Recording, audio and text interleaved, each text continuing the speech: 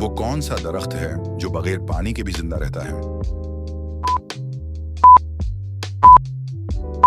Cactus कौन सी चीज है जो जितनी ज्यादा बांटी जाए इतनी ही बढ़ती है?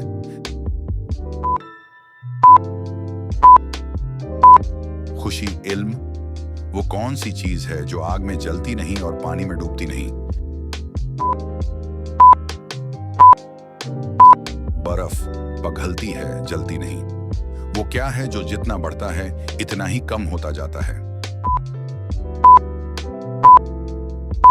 उम्र वो कौन है जो खुद नहीं चलता मगर दूसरों को चलाता है? इंजन वो क्या है जो पानी में रहता है मगर पानी पीता नहीं? अब मछली वो क्या है जिसके पांव नहीं मगर चलता है? वक्त कौन सी चीज है जो जलती है मगर आग नहीं होती? बिलब